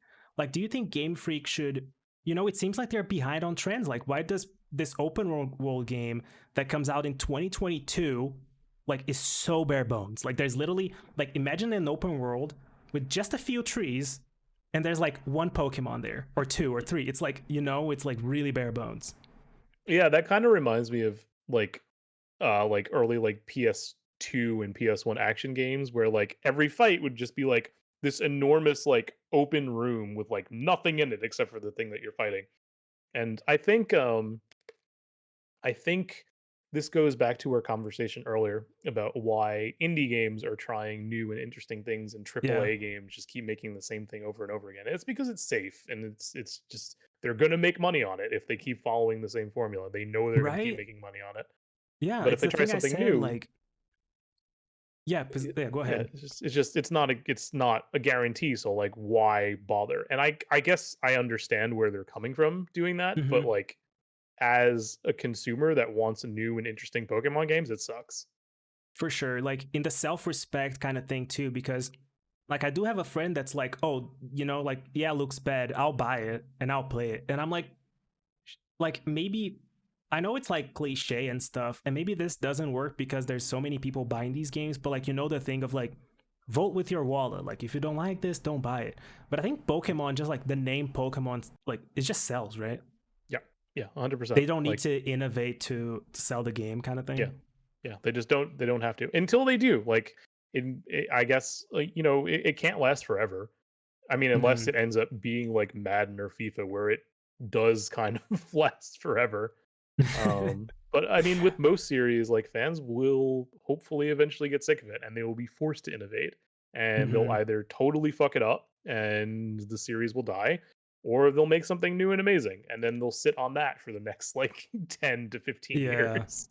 I'm afraid that they are trying something new with this, but then it's just like it's not that they're not putting out effort, but I feel like they're behind in game trends and tech because like some games run on Mhm. Switch, like Witcher 3 is running on Switch. I mean, Witcher 3 it's not the cloud version, right? I think Witcher 3 like literally runs on Switch. Yeah, yeah, I believe so. And like I don't know. I think maybe do you think Game Freak falls on that same Nintendo thing? They are separate from Nintendo, but do you think they fall in the same mentality of like just like being slow with trends or like oh let's not change much, let's just do what we're used to do. Do you think they fall into that category? Yeah, I think so. I think with Nintendo, it's a little different because Nintendo just kind of tends to be like that in terms of like raw computational power and maybe continuing to follow the same formulas like with their games. I think what separates Nintendo from the Pokemon Company slash Game Freak is that regardless of like how samey their stuff tends to be, like most of the vast majority of the first party games that Nintendo puts out, you can tell like a lot of work went into the game design. Like even if it's like Yeah. not new and innovative stuff, like Mario Odyssey, for example, is like Mm-hmm. there's nothing really new in Mario Odyssey other than like you throw a hat at something and you become Cappy, it. yeah. But like the sheer amount of work and like play testing and design that Detail, went yeah. into that game is like, mind blowing to me. Mm-hmm. Yeah, I And like agree. regardless of whether or not, I mean, I enjoyed it, but it Yeah, I enjoy was it too. it was yeah, nothing really like new and amazing, but like I was still impressed with it anyway. Mm-hmm. And just to maybe close it out just with our thoughts here, but yeah, the feeling I have, I don't know if you also share this, but like I feel that book like Legends Arceus is just gonna sell a lot, and the Pokemon Company is not gonna have any backlash. Like, oh, Yeah, we made this, yeah, it's totally, fine. totally. You I mean, agree? you'll have some people complaining about it, being like, "What the fuck are you doing? Please make something new." But like, that's going to be such a small percentage of people The compared to numbers yeah, will show otherwise. yeah, Yeah, I guess we won't see like it's a sad realization, but like I think we won't see really a lot of innovation from them in a considerable time. Like for them to actually keep up right with the trends. yeah, yeah. I think that's an By the accurate time assessment. Yeah, by the time they're making like a Witcher 3 Pokemon, we're already gonna be plugged into the Matrix. They're gonna be like, look, I don't even have a body to play this game, and you guys are releasing it now. Like, I feel like that's how behind they're gonna be. Why do I have to use a controller to play this? Exactly. I think that's what's gonna happen. So next up, so the Cryptarch decrypted that. Yeah, based on Legend Arceus, let's say it was a laggy spice, because that game is really the performance is not good. So, what do you want to decrypt now? The Give me the sweet, meat. Give me the meat. Give me the meat. Give me the meat. meat. It's the main course. I'm here for it. It is the main course, and I think, like, if I give you like a minute just to think, like, what would Messi be the main course for today? I wonder. You will probably guess it right, because it's obvious that it's Destiny. That's our main course for today. Yeah, So the that would have been my guess. who would have thought that the Cryptarch is decrypting Destiny right now? So next Tuesday, so the meet for today, next Tuesday on the 24th, Bungie will unveil the next Destiny 2 expansion, the Witch Queen. In their website, they claim, and I quote, 7 years of Destiny have led us here. That's what they're saying. You've been playing the game recently, so my first question here to start out this topic is, what do you expect from this expansion, if anything? Oh man, Season of the Splicer has been so good. I've had so I much agree. fun with Season of the Splicer. I think it's probably been like some of their best seasonal content, which concerns me because in terms of expansions, I really loved Forsaken, and nothing has like lived up to that high in terms of expansions. Oh I yeah. think. So I think it could go one of two ways. Either like they've learned a lot from what they've done in Season of the Splicer and are going to put out some amazing DLC, Mm-hmm. or it's going to kind of continue to follow the trend where like they just put out something great, so I don't have high expectations for what's coming next. So the powers for Beyond Light, the new darkness powers from Beyond Light, didn't actually surpass Forsaken for you. Like, Forsaken still at the top, even Yeah, with Beyond Light. I think that might be because I really value when they put in like cool surprises and like have like some good story. Yeah. Um like I don't think this is really something that needs to be behind like spoilers anymore, but Oh no. Yeah. No. like the fact that the Dreaming City, like I had no idea the Dreaming City was going to be a thing at all Yeah. going I into agree. Forsaken. And it was like half of the expansion was this like entire world that I was not expecting to see. That was such a Yeah. wonderful surprise, and it was like some of the coolest part of Destiny, I thought. Yeah. Now that you mention it, yeah, I have to agree with you, because like they gave us the reef, so it's already like a good area. So you're like, oh, so this is the area for the Mhm. expansion, and then when you finish the campaign, it's like there's this whole like new city. Like, what's going on? Yeah, It was amazing. It was, and it's for a sure. small area, but it was so cool. Yeah, I agree. And no, that it is small, but like there's a lot of mystery in there too. Yeah. Doing like Yeah. the puzzles and stuff every week, and the Blinding Well was super fun as well. Yeah. I think that the thing that kind of defines new Destiny content for me is what I've come to call worm stuff. Um, the Whispering Worm, uh, Mm-hmm. getting that gun and like Yeah. doing like all of the like super secret obscure challenges you had to get to that point Mm-hmm. originally is like my favorite thing about Destiny. I Yeah. love doing that sort of stuff. What's the other one? The it's Oh, the pulse rifle that the shoots like the and then of course exploding I'm like gonna blank. swirly Yeah, yeah, things. That's another example of like worm stuff. So if they have good worm stuff yeah. in the Witch Queen, Oh, did you like um, the latest one too for that scout rifle? There's like a scout rifle. Remember this one? You probably did I it. definitely. Oh yeah, Yeah. Dead Man's Tale. Dead Man's Yeah, Tale. Yeah, Deadman's Tale. yeah. Yeah. Dead Man's Tale was great. That was I've run that Yes, Outbreak like Perfected weekly. Spoon. Outbreak Spoon Perfected. reminded Yeah, yeah. us. Yeah. That was the one. So Yeah, it's pretty yeah, good. Yeah. yeah, yeah. The dungeons Um, too, right? Do you like the dungeons? I think the I dungeons love were, dungeons. I yeah. haven't. I've only done one raid so far. Hmm. Um, Yeah, the raids are so great. yeah, I love the raid content. I love that like kind of like harder, like you need to work together quickly sort of content in Destiny.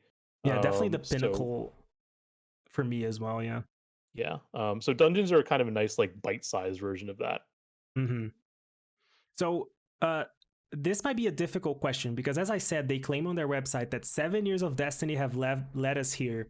So, my question is, did 7 years of Destiny really let us here? Like with for this expansion, like really? Are they overplaying this? Yeah, it definitely feels a little bit like they are kind of over promising and are going to underdeliver. I mean, maybe they might not, but I am not confident that is going to be worthy Hmm. of 7 years of Destiny leading to this point. Exactly. Because I feel, for anyone that maybe don't know, the expansion is supposed to be called Witch Queen. We're going to be facing Savathun. And to me, right now, they're doing a great job in teasing Savathun. Like, for these past seasons, they're finally being able to do that. But I think that, like, it's not 7 years. Like, 7 years didn't lead up to this. It's like for a year. If the last past year led up to this, it's like, because it felt to a point, there was a point, I don't know when, I think maybe when Forsaken came out, it was like when we first heard about Savathun and like the whispers of like that Savathun might show up. I think it was with Forsaken, and uh, it's like, I don't know. It seemed like they didn't know what to do with Savathun back then, and I Yeah, think yeah, now they do. I'm sure that they've been making it up as they go along. Yeah, it feels like that, but I think they do now. Like they do have a plan now. Yeah, yeah, probably. That I mean, I would hope that We they do hope so. Yeah, now that it's coming out. I But do feel yeah, that like 7 years of making shit up is what led yeah, us here. basically that should be what's written on the website for sure. So I wanted to ask you, you actually went into this a little bit. What's the state of the game now for you? Like what are you doing in the game? Because I'm not playing a lot, so what are you enjoying right now? Just grinding? What is I kind of ran out of stuff to do. I was playing like oh. daily for most of this. Well, for half we I jumped into the season halfway through, and it basically played like every single day until like a week or two ago, maybe, where when I finally got almost to the level cap. Hmm. And I kind of ran out of things to do. I got to do some Grandmaster Nightfalls for Oh actually my yeah. first Grandmaster Nightfalls. And it was cool doing. I love doing hard content, and that was Yeah, that I've was never great. done a Grandmaster actually. But yeah, like leading up to this point, I was mostly doing like pinnacle stuff, just like Hmm. trying to get those numbers up, Do and you find it optimizing armor. repetitive? Yeah, do you find it repetitive by any means, or that Um, doesn't bother you? It's gotten better, I think, over the years about giving you options to do different stuff that will reward you with pinnacle items. Hmm. And I mean, I don't, I don't know how I feel overall about the random rolls for like exotics, for example, Yeah. for exotic weapons. But because of that, it does give me a reason to keep doing that exotic quest for like Dead Man's Tale Dead Man's or for Tale Harbinger or whatever. or Hawk Um, Moon. Yeah. yeah, Hawkmoon. Um, so it definitely it makes it less repetitive. I mean, I have to Hmm. do it more because because of the Yeah. random roll, but because there's enough I think it's in a good place in terms Oh, I of see. Yeah. variety of content. Hmm. I rarely felt like I was playing repetitive activities this season, except for the solstice event. I was not crazy Oh about yeah, me the neither. Yeah. yeah, having to do that repeatedly. I was like, "Oh, grandma, just go to sleep. Stop trying to give me this armor." I literally just ignored that event because I'm like, don't. I don't want to. Yeah, not even get close to it. Although, tying in with what you said right now. So for the new expansion, because an expansion is not a season, right? So like it Right. definitely needs more content. So what do you expect from it in relation to like a lot of new activities? Like, do you want to have more options to get gear from? Like a new raid probably will come, but like maybe some new takes on activities. I yeah, I thought the story content in Beyond Light was like super thin. Like getting through like the main Oh. campaign took like Mm-hmm. no time at all. I would love to see something more akin to Forsaken where that's a little meatier. Yeah. Um I but think Taken King on Destiny 1, you didn't play Destiny 1, right? no, I didn't. I didn't. I I think Taken started. King Yeah. also had like a beefier story. I agree with you there. Yeah. I also really like so I think it was it Beyond Light that did it first where they added like exotic quests that actually had like some story to them rather than you just Oh, yeah, kind of yeah. like Mm-hmm. achieving some like bounties in sequence to get the exotic. I'd love to see them do some Yeah. more stuff like that where they give you I mean again this is I guess just going to more to beefier narrative and I don't know why that's what I want out of Destiny where I just want to go pew pew. But yeah, I want more stuff. Just give me No. more interesting things to do that kind of pull me a little bit back from just Mm-hmm. shooting things constantly. Yeah, I think it's really interesting that you bring that up because for a while it's like, oh, the story's bad. So what they did was with Beyond Light, as you mentioned, like the story is thin, but then because the story continues after it, so like each week you're like getting more story, like Mhm. it's like progressing the story slowly, like you're getting tidbits here and there. The story just like never ends for a long time, and that is actually what they did. So maybe what you're alluding to is that maybe they went too far into that direction. Maybe just like dial back a little bit. I'm okay with that. I kind of liked the week over week seasonal bits of story drip. I was just disappointed with Beyond Light's initial offering where it was just like Mm-hmm. it was so minimal. Like you had Yeah. like it was I think I finished the main story in Beyond Light in like 2 days, might have even been 1 day. Mm-hmm. That's pretty. Yeah, but the exotic quest that you mentioned, would love to see that more because I remember the Mhm. expansion had like you were like stealing a weapon or I think you were like making it or something using like putting stasis in it. I remember those missions. They were really Yeah, cool. So yeah. yeah. Yeah, those are really cool. I also really like the stuff that they did with the Exo Stranger that was like kind of like post Oh main story yeah. content where you had well, I don't know. I don't know how much spoilers I can talk No, you can about. go ahead. No, you can you can The tell. stuff with the Exo Stranger and like Anna Bray and Clovis Bray, I thought that Oh whole yeah. storyline was pretty cool too. You were But getting that was like like every outside the main week content. doing lost sectors, right? At the end of the Mhm. lost sector, I Yeah, think you yeah, would get like a story. Yeah. yeah. Yeah, I think they definitely got better, but would you agree that they still have a like they got a lot better, but there's still a long ways to go? Do you agree with that? Oh yeah, absolutely. I'm gonna keep playing it. Like I'm gonna fall in the Destiny hole, like almost regardless of what they do. Unless they do another friggin' Mercury. I Oh yeah. what was the name of that expansion? The first Oh, you one. mean The no, you the don't the, mean Os- the the Osiris stuff. oh my lord. The The Osiris bad one. one.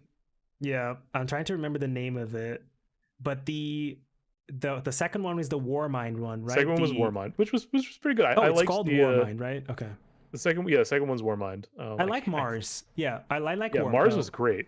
Yeah, Mars was great, but the Osiris one, oh, yeah, I agree that it was like, what was the name of it? Everyone, Curse of Curse of Osiris. Osiris. Yeah, that's it. The Yes, Osiris stuff. it was definitely a Literally, the curse. curse of Literally a Osiris. curse. Yeah, and I And that was my remember. first exposure to Osiris, which kind of made me Oh, like not like him a little bit. It took some yeah, time for him to grow on me. and I remember when they were talking about it. I think that's like a learning experience for them because when they were talking about it, it was like there's this procedurally generated thing you're gonna do. It keeps changing, and everyone's like, "Whoa!" I was hyped. I was like, "Damn! Like this is Yeah, really cool." And then when you the go Infinite in there, it's Forest like, sounded so cool, yeah. And then you and then go it in there, it's like, sucked. "Oh, yeah, this is literally the worst. I hate this." Yeah, I guess it's a learning experience for sure. But I do miss, to be honest with you, I don't know if you're the same way. Maybe not, but I miss the expansions. Like I miss those small ones. Like I would rather have a cur. I'm not gonna say a curse. Like a curse of Zarath might be pushing it, but I would rather have like a war mind than a season. These seasons, you know, I don't know. It's just how I feel. I want both. I'm greedy. And like to be honest, people kind of shit on those two DLCs. Even Warmind, people kind of shit on it a little bit, but I really think Vicarious Visions did a great job with that. Because like it wasn't Bungie, right? I think Vicarious Visions Yeah, yeah. I were thought the one that Warmind was developed great. it, and yeah, to me it was Escalation really good. Protocol was a really Yeah, fun mode for in sure. the Warmind. Yeah.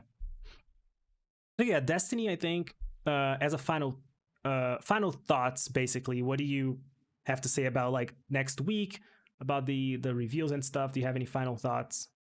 I'm a little sad that it's coming at the same time as me starting a new job, so I'm not going to Oh, have as much time to like obsess over it. yeah. Um, I am cautiously optimistic. This season of the Splicer was good enough to kind of like renew my faith in their ability to like pull me Hmm. into the game. Yeah. So I'm hopeful, but also I know there is the potential for heartbreak.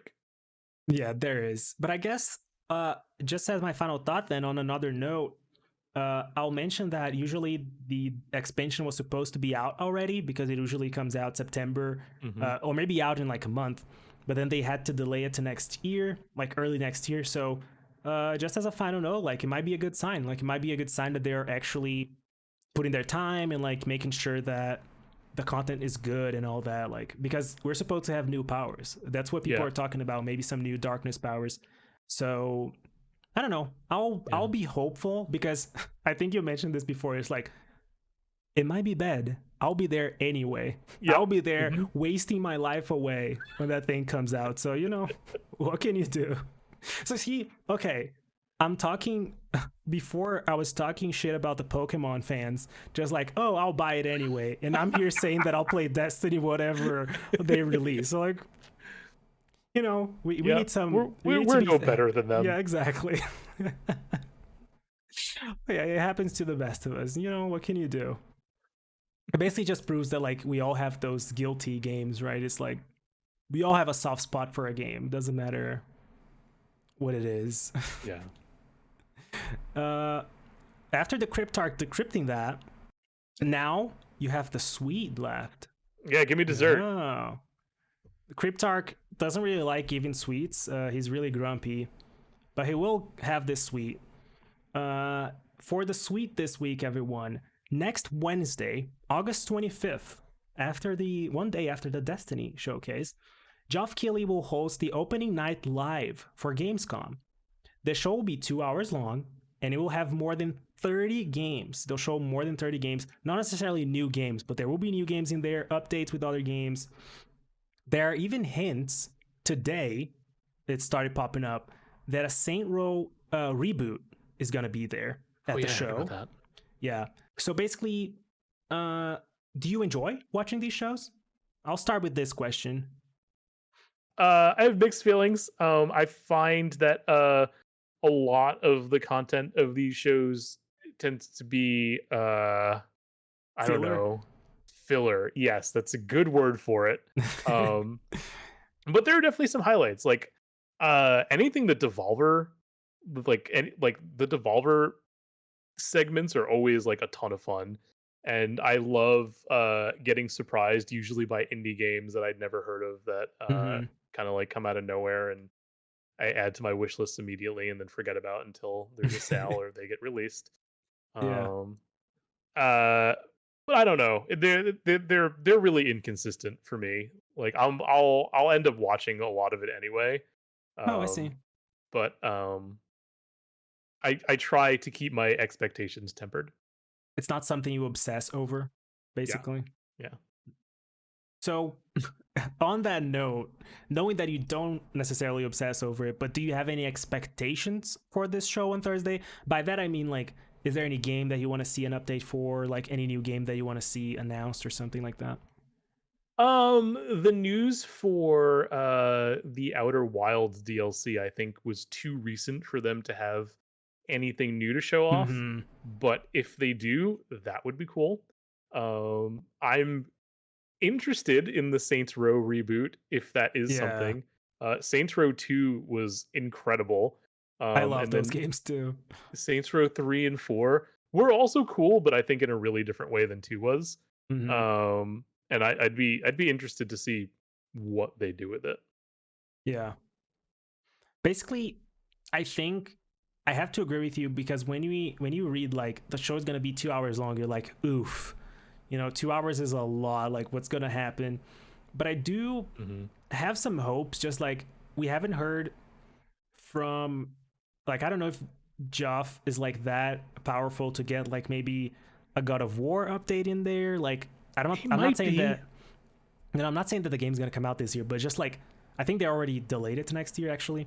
But like the just seeing an update, you know what I mean? Like I think that's what I'm looking for the most is just like something unexpected basically from Yeah, give me a maybe, surprise. yeah, I guess the maybe not even like the God of War would still be a surprise, but I think I agree with you of like just something new. Just Mhm. surprise me with something new. And it might come from indies too. I think usually that's where they indies have time to show themselves, right? It's like these small shows. I mean, I think this Gamescom one is not as big as like an E3, for example, right? Yeah, yeah, for sure. So basically, for me, I think maybe like yeah, something from Sony. Definitely some game that actually, I have a dream. Try to think if you also have one of these crazy dreams, but one of my crazy dreams is a Soul Reaver reboot or remake. Like this is my crazy dream, so I would love to see something like that. Do you have any of those? Like maybe an old game that you want to bring back, like something that you're dying to see? Chrono Trigger. that's that's Oh, that's one of my pie in yeah. the sky. And like if you were to give me like if there was any game that I wanted a remake of, it might be that like a good Chrono Trigger remake. I'd love. Um, I never. This is I'm a huge Chrono Trigger fan, and it's kind of a little embarrassing that I've never played Chrono Cross. But if they Oh. announced like uh the next entry in that series, I would 100% go back and play Chrono Cross like now. Yeah. Mm-hmm. The Soul Reaver thing, it also comes to my dad used to play when I was a kid, so I remember that Mhm. game and I just remember liking what I saw back then. So like I just want to like reboot, like make it a remake, a remaster or something just for me to be able to experience with like today's technology kind of. I don't want to go back and play uh like a janky ass game with peace and love, with peace and love. Yeah, no, no, for sure. I totally get that. And I think Soul Reaver is like firmly planted in that janky category. Really? If Yeah. I were to I mean have just because of its another, age mostly. yeah, if I were to have another pie in the sky dream for everyone that joined with crime, you'll be really familiar with what I'm gonna say right now. Sonic Adventures 3, give it to me. That's You mean all I Sonic ever 06? wanted. No, not that. Forget Sonic. Forget Sonic '06. Never existed. But yeah, but I do like Sonic Adventure. I grew up playing those games, and to me, that's the best Sonic, like 3D Sonic. So I would love to see either a reboot of those, but like every time they release like Sonic Colors and all those other games, it's all about speed. You're just rushing through the games, and I prefer the slowness of Sonic Adventure. I mean, but of course, watching Metroid Prime play it, I'm like, damn, this game is janky. Oh, it hurts to see. I'm like, damn. I would love But something in the middle, I think, oh, between like Sonic Adventure and like the newer like constantly gotta go fast stuff. Like yeah. I think Sonic Adventure pushes it too far in the On slow the down yeah, I mean, on Sonic Adventure 2, I direction. think you still have like some grinds too, right? I think you're like grinding on some rails Yeah, and yeah, the stuff. Sonic and Shadow levels in Sonic Adventure 2 are pretty good. And Yeah. have you played Sonic Generations? No, then like none of the new ones were enough to like get me excited. Like I stopped on the 3D Sonic. I stopped at Adventure. Sadly. Okay, don't bother, but I would love to see something that's like a direct like Sonic Adventure continuation using like some of the lessons they seemed like they were learning in Hmm. Generations. I think I actually Um played Colors on Wii, and I didn't like it. and it's the one that people love, I think. Yeah, I've So I heard don't good know. things about it. Also, haven't played it. Yeah, but yeah, Sonic is not in a good place. Poor boy. Poor boy. So yeah, final thoughts for this segment right here. So basically, you're gonna watch, like, what are you gonna say? You're gonna watch, but not really excited, like in general. Yeah, I'm more hopeful for Destiny than I am for Gamescom. Damn, that says a lot. Yeah, I mean, my final thoughts would be that I just like watching these. So whatever they throw at me, I just like to be surprised. I think it's what we said before too. Yeah, if there's any surprise, like I always go back to the E3 2015 with like Last Guardian, Mm-hmm. the Final Fantasy VII, Shenmue, just like having that like jaw dropping, not believing what I'm seeing. Like I love those moments. So I guess I always hope for that, and I always come out disappointed. But you know, it's just it is what it is. Oh, Ignorant Spoon says, "Give us a new Silent Hill," which Ooh, reminds me, the whole like weird like blue box like right? Kojima conspiracy. Yeah, If that that thing. ends up actually being true, that would be the most incredible thing. This would be like a master level troll. I don't. I think I'm more on the side that I don't believe it is. Yeah, no, it's Right? almost definitely just blue box like very poorly handling everything. But what if? There were Oh, that also a would be lot so of proofs cool. that it could be too. It's like, what is going on? Is it not? Yeah, that thing. But yeah, New Silent Hill for sure. Like, I'm not super into horror games, but like that series need to come back. Konami needs to let people make, like, you know, because it's in Konami's hand, and then for that you're already like scared. Oh no, Silent Hill is gonna be just a pachinko Yeah, machine I for was the gonna rest of its life. So we hope that's scary not the pachinko. case. Yeah. I guess we can. That's it for the. Oh yeah, yeah, yeah. So to conclude our sweet meat and spice, the Hmm. Cryptarch decrypts the final engram. You thank the Cryptarch for doing that. You head on your way, but then out of nowhere, no one sees where it's coming from. A shot hits the Cryptarch, and the Cryptarch hits the floor. And the end for today. Oh no, That's Rahul. yeah. Next week we might get a continuation to the lore of this segment. Hope he survives.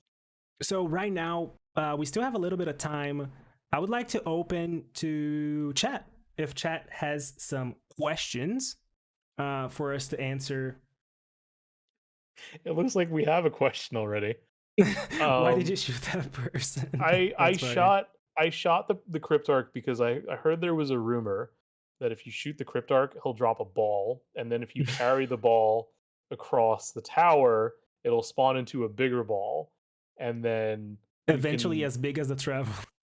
yeah, eventually as big as the Traveler, and then you can enter that and meet Marasov. Oh, speaking of Marisov, she'll be back next season. So Yeah, yeah.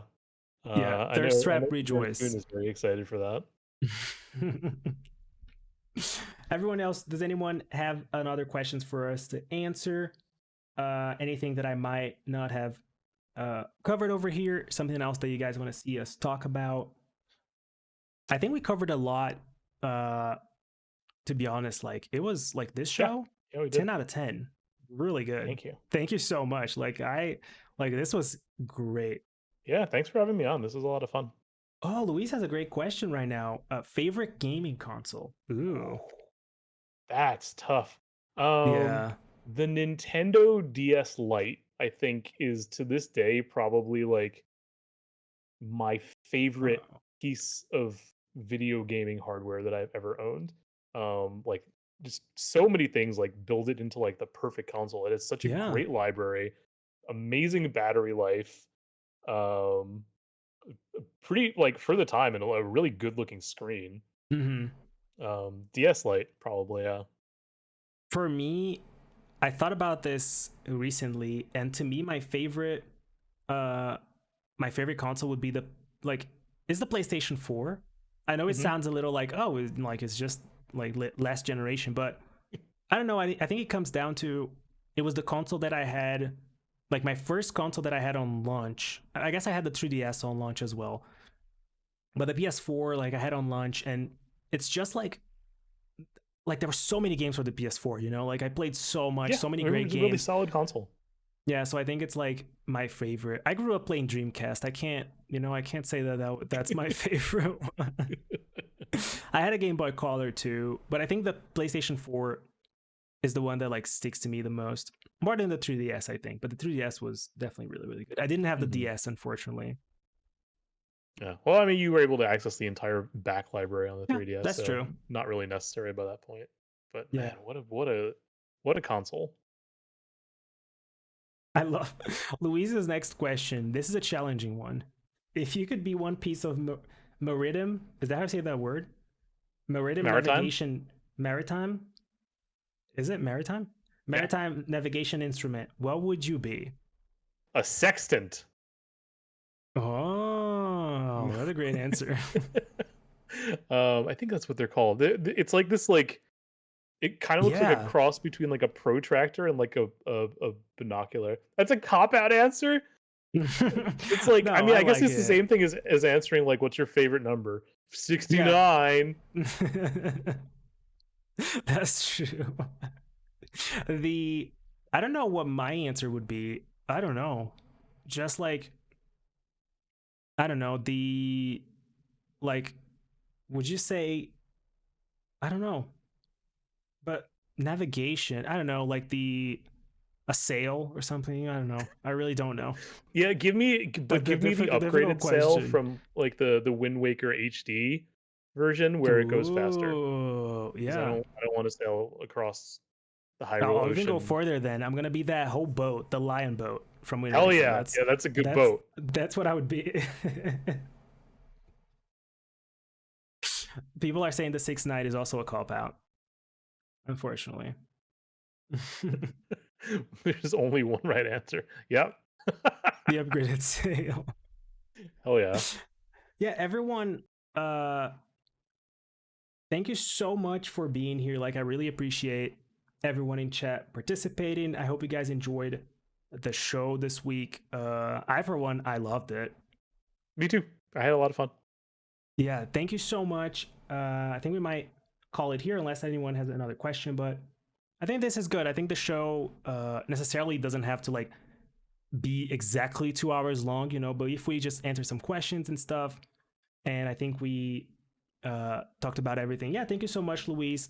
Glad everyone enjoyed it. Uh, great Newtons. Yeah, talk a little about again, like about where people can find you and all that as a reminder. Sure. Yeah, I'm Great Newtons on basically every platform. Great Newtons on Twitch, Twitter, Instagram. I don't really have like a huge social media presence, but I guess follow me on Twitch if you want to see some dumb shit. I Definitely, yeah. also you can find me on itch.io as the Exquisite Trash Club, where you can play a short dumb game that I made. That's something that I wanted to It's get called to. Great. Yeah, I thought of this earlier and I was like, oh, I should mention that as something that we should talk about. And then when the interview started, totally forgot about it. Yeah, I forgot as well because I wanted to mention this. Just let's do just a quick question here then. How was it making a game? Like, how is he? What's the experience like? Uh, so I had going into it some experience with programming and a lot of experience creating artwork. So I mean, like the whole thing was just like I want to take this artwork that I made and make it interactive.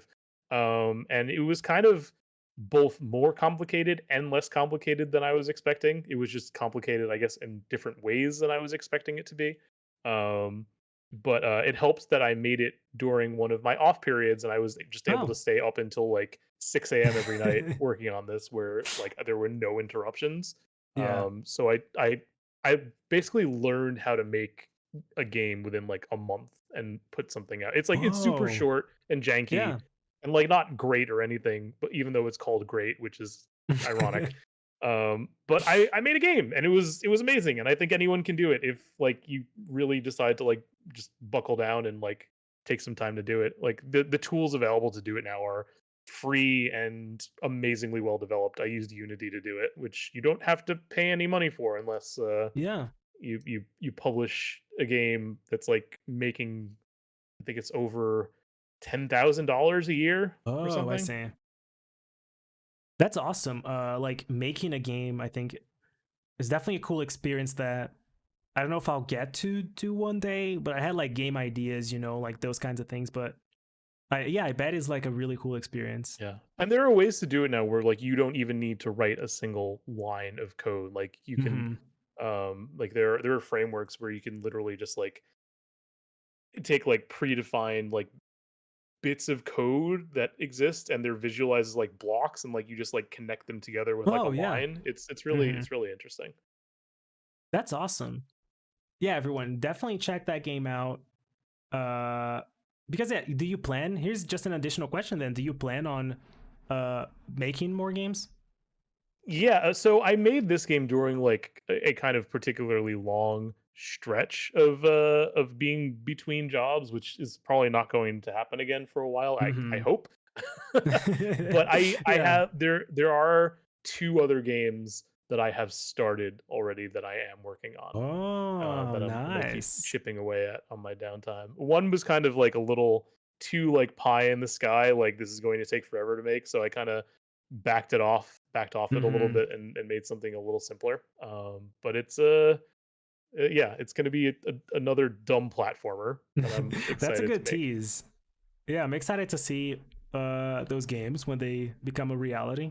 That's awesome. Okay, thank you. So basically, I caught you like I basically cut you in the middle of your explanation, but you were saying people should join the Exquisite Trash Club. That's Oh where yeah, they right I where they would I get the just game. went to link it in the chat Oh, and nice. I got Oh auto modded. no, Nightbot! Damn it, Nightbot I nuked mean, you. the Nightbot's doing it Nightbot's job. Keep the spam out. Yeah, I still need to mess with that to find a line in between, But Yeah. yeah, Nightbot will nuke links, unfortunately. But yeah, we should. I'm gonna link that in chat. People should be able to get that. So basically, do you uh anything else to add? Like people should check your stream, even if you're not gonna be streaming that much. I guess you're still gonna have some streams, right? It's not that you're gonna be Yeah, offline. I stopped at almost the end of the game that I was playing.